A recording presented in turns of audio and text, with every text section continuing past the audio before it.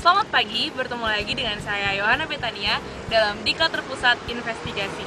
Pada hari ini, di sebelah saya telah hadir salah seorang pakar ekonomi yang terkemuka di Indonesia, yaitu Bapak Akbar. Selamat pagi Pak Akbar. Pagi. Nah, pada hari ini kita akan membahas mengenai Asian Community yang menjadi topik yang sangat hangat di negeri kita akhir-akhir ini.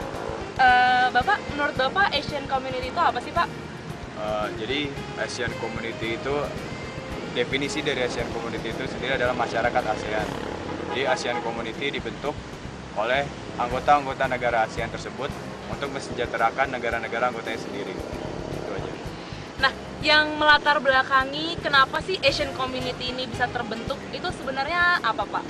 Sebenarnya menurut saya yang melatar belakangi ASEAN Community terbentuk karena sekarang sudah ada negara-negara seperti Cina dan India yang Asia yang tidak termasuk ASEAN Community itu mulai maju, mulai mengalahkan Amerika Serikat. Maka dari itu negara-negara anggota ASEAN Community membentuk suatu komunitas untuk mensejahterakan rakyatnya agar bisa maju lagi.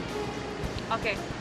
Nah, seperti yang sudah kita dengar tadi, jadi Asian Community itu sendiri merupakan masyarakat ASEAN yang terbentuk untuk mensejahterakan anggota-anggotanya yang merupakan 10 negara ASEAN tersebut. Nah, dan yang melatar belakangi tadi itu adalah karena masyarakat-masyarakat ASEAN ini termotivasi melihat negara-negara Asia lainnya seperti India dan Cina yang mulai maju, bahkan mulai mengalahkan Amerika Serikat yang dulunya menjadi negara adidaya di dunia. Nah, ya sekian reportase saya mengenai Asian Community bersama Bapak Akbar. Terima kasih dan selamat siang.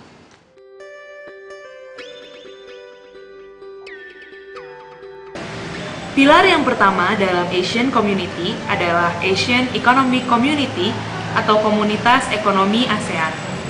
Komunitas ini berfokus pada penyatuan negara menjadi satu pasar tunggal serta satu basis produksi. Pilar yang kedua adalah Asian Political Security Community atau Komunitas Politik dan Keamanan ASEAN. Komunitas ini berfokus pada penyelesaian masalah-masalah ke-10 negara anggota dengan cara damai. Selain itu, komunitas ini juga bertujuan untuk menyatukan nilai-nilai yang berbeda di antara ke-10 negara anggotanya. Pilar yang ketiga atau yang terakhir adalah Asian Social Cultural Community atau Komunitas Sosial dan Budaya ASEAN. Komunitas ini bertujuan untuk menyatukan keberagaman di antara negara-negara ASEAN.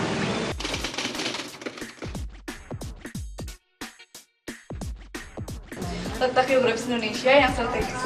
Indonesia sebagai jalur perdagangan internasional. Sumber daya manusia yang berlimpah. Sumber daya alam yang bernilai tinggi dan bermutu. Kesenjangan antara si kaya dan si miskin sangat tinggi. Banyaknya konflik di dalam dan di luar negeri. Pendidikan di Indonesia yang belum merata. Kurangnya koordinasi antara pusat dan daerah. Ekspor yang tidak dibatasi. Indonesia dapat disupport oleh negara-negara ASEAN lainnya. Meningkatnya daya tarik wisatawan terhadap Indonesia. Kemungkinan adanya krisis budaya. Tenaga kerja Indonesia harus bersaing dengan tenaga kerja negara ASEAN lainnya. Masalah internal Indonesia yang mempengaruhi ASEAN Community secara keseluruhan. Produk dari Indonesia harus bersaing dengan produk-produk dari luar negeri.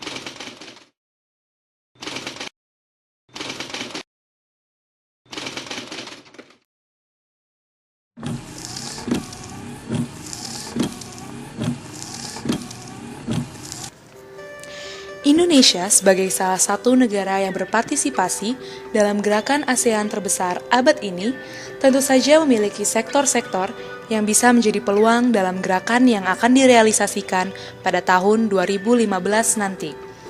Namun, sektor-sektor tersebut dapat menjadi ancaman bagi bangsa Indonesia sendiri apabila tidak dikelola dan dimanfaatkan dengan baik. Kota Bandung merupakan salah satu kota besar di Indonesia yang di dalamnya terdapat potensi-potensi. Bicara mengenai potensi-potensi yang terdapat di Kota Bandung, Geger Kalong merupakan daerah yang patut diperhitungkan. Kami dari kelompok 88 Diklat Terpusat PSKM ITB 2014 telah melakukan observasi di Pasar Geger Kalong yang merupakan pusat perputaran ekonomi di Geger Kalong Tengah. Sebagian besar yang berjualan di Geger Kalong adalah bukan asli penduduk Geger Kalong, melainkan orang perantauan, baik yang datang dari Jawa Tengah, Jawa Timur, maupun daerah di Jawa Barat lainnya. Dari segi ekonomi, orang-orang tersebut berjualan di pasar dan menjadikan profesi tersebut sebagai mata pencaharian mereka. Sebagai pedagang di pasar, sehari pedagang di sana kurang lebih mendapat keuntungan 60.000. Dengan keuntungan tersebut, mereka harus mencukupi keluarga di kampung, karena rata-rata pedagang di sana adalah orang perantauan. Selain pedagang yang menjajakan dagangannya, di sekitar pasar Geger Kalong juga banyak kos-kosan mahasiswa, khususnya mahasiswa Universitas Pasundan. Kos-kosan tersebut dijadikan sebagai salah satu sumber pendapatan bagi masyarakat sekitar. Rata-rata, pedagang di pasar Geger Kalong adalah lulusan SMP. Bahkan ada beberapa pedagang yang SMP pun tidak lulus. Dengan kondisi tersebut, sebagian besar tidak tahu tentang ASEAN Community, juga tidak bisa berbahasa Inggris. Setelah pasar mulai tutup, kehidupan malam di sekitar pasar Geger Kalong mulai hidup.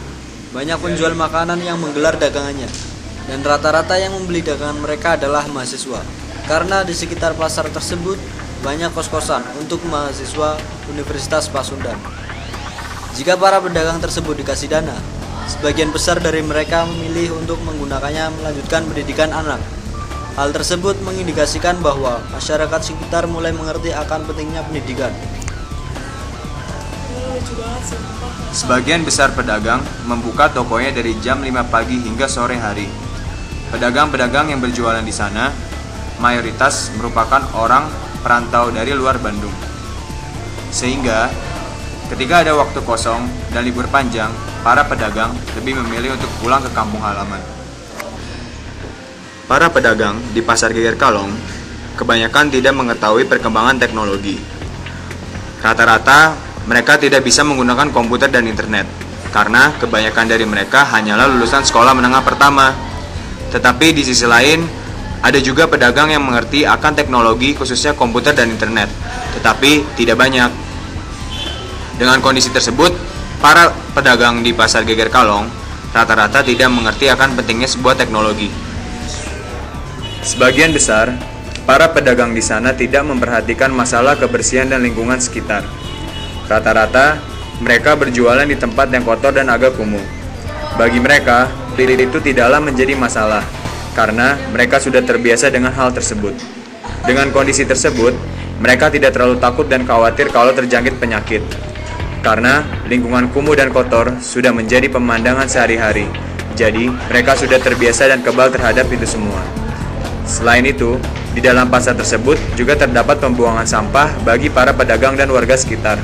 Tetapi, sampah di tempat tersebut selalu menumpuk, sehingga petugas selalu kewalahan dalam mengangkut sampah tersebut untuk dibawa ke tempat pembuangan akhir. Di sisi lain, ada beberapa warga dan pedagang yang masih membuang sampah tidak pada tempatnya, seperti selokan. Jadi pemirsa udah tahu kan apa itu Asian Community, latar belakangnya, serta pilar-pilar yang ada dalam Asian Community sendiri. Nah, untuk menutup perjumpaan kita kali ini, saya akan bertanya untuk terakhir kali kepada Bapak Akbar. Sebenarnya menurut Bapak, apa korelasi antara Asian Community dengan realitas bangsa kita? Serta menurut Bapak sendiri, sebenarnya Indonesia itu udah siap atau belum menghadapi Asian Community ini? Ya, jadi kalau menurut saya, Indonesia sendiri sesungguhnya sudah siap untuk menghadapi ASEAN Community. Karena dengan melihat realitas bangsa kita, sebenarnya bangsa kita ini sudah memiliki banyak-banyak potensi. Cuman asal masyarakat kita sendiri mau menggali potensi-potensi tersebut. Jika masyarakat kita mau menggali potensi-potensi tersebut, maka negara kita akan siap menghadapi ASEAN Community. Oke, jadi menurut Bapak, bangsa kita udah siap untuk menghadapi Asian Community jika kita mau menggali potensi-potensi yang ada di dalam bangsa kita sendiri. Benar sekali, Mbak Tania. Oke, demikian reportase saya mengenai Asian Community. Terima kasih atas perhatiannya. Selamat sore dan sampai jumpa.